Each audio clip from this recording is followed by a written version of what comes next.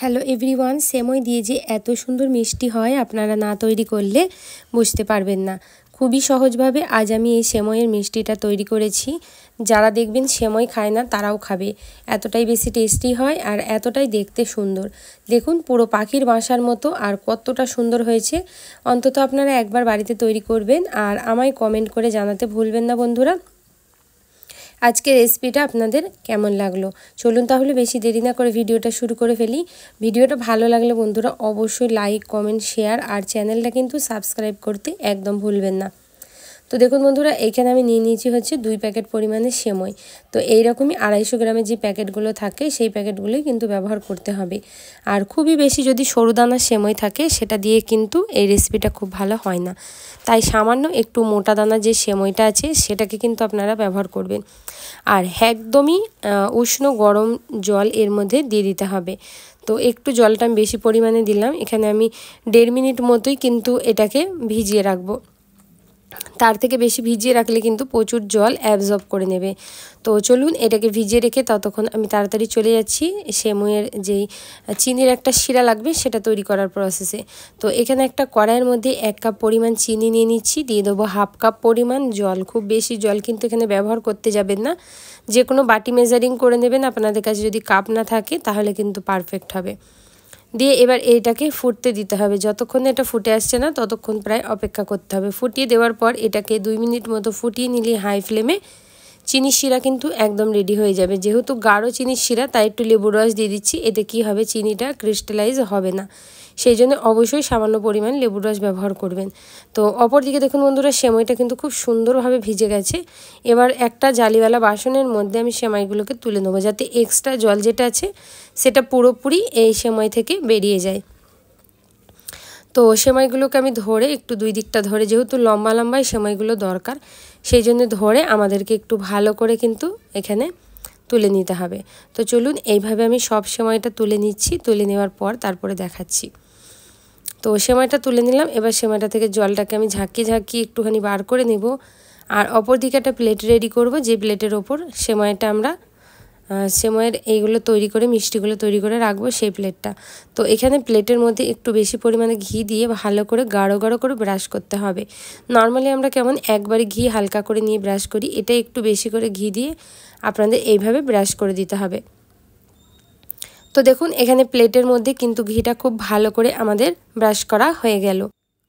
এবার এই প্লেটটাকে আমি সাইডে রেখে দেবো আর সরাসরি মিষ্টিটা কিভাবে তৈরি করতে হয় সেটা একবার দেখিয়ে দেবো।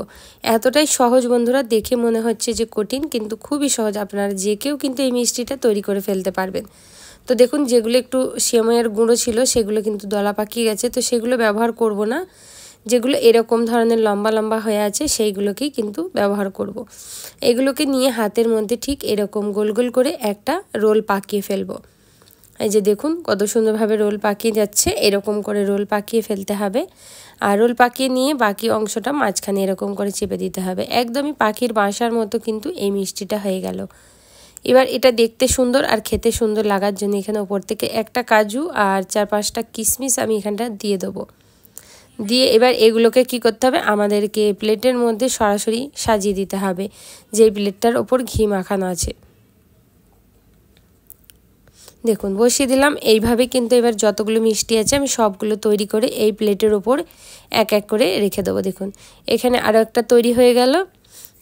আর এইভাবে কিন্তু এখানে মিষ্টিগুলো আমার সব তৈরি হয়ে গেল। যখন মিষ্টিগুলো তৈরি হয়ে যাবে তখন এইভাবে ওপর দিক থেকে একটু করে ঘি ছড়িয়ে দিতে হবে।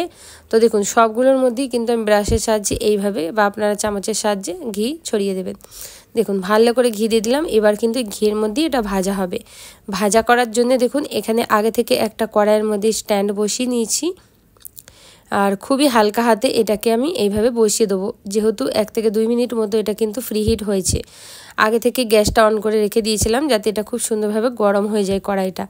এটাকে ঢেকে প্রায় লো মিডিয়াম ফ্লেমে আধ ঘন্টা আমি রেখে দেবো। তো আধ ঘন্টা পর আপনাদের দেখাচ্ছি। আধ ঘন্টা হয়ে গেছে। দেখুন এবার এই সেমাইয়েরগুলো কালারগুলো কি সুন্দর হয়ে যায় আর এগুলো খুব ভালো করে কিন্তু ভাজাও হয়ে যায়। অন্তত একবারই মিষ্টিটা আপনারা বাড়িতে তৈরি করবেন আর কেমন হয়েছে কমেন্টে জানাতে ভুলবেন না। কোন কান্ট্রি থেকে আপনারা ভিডিওটা দেখছেন সেটাও জানাবেন। আর বন্ধুরা এইরকম মিষ্টিও বাড়িতে তৈরি করে আমায় কমেন্ট করবেন যে কেমন আপনাদের তৈরি হয়েছে। মিষ্টিগুলো তুলে নিলাম, সরাসরি এবার প্লেটের মধ্যে দিয়ে যে চিনির শিরাটা তৈরি করেছিলাম সেটাকে ওপর দিক থেকে গরম গরম অবস্থাতেই ছড়িয়ে দেবো। দেখুন এখানে চামচের সাহায্যে আমি চিনির শিরাটা খুব ভালো করে ওপর থেকে ছড়িয়ে দিচ্ছি। এতে কী হবে, চিনির শিরাটা খুব সুন্দরভাবে অ্যাবজর্ব করে নেবে। আপনারা ভালো থাকবেন, সুস্থ থাকবেন, এইভাবে আমার ভিডিওগুলো দেখে যাবেন। আর পুরো ভিডিওটা দেখার জন্য বন্ধুরা আপনাদেরকে অসংখ্য অসংখ্য ধন্যবাদ। খুব সুন্দর তৈরি হয় আর খেতেও কিন্তু অসাধারণ হয়। অন্তত একবার বাড়িতে এই মিষ্টিটা আপনারা তৈরি করে দেখবেন। পুরো ভিডিওটা দেখার জন্য বন্ধুরা আপনাদেরকে অসংখ্য অসংখ্য ধন্যবাদ। Thanks for watching.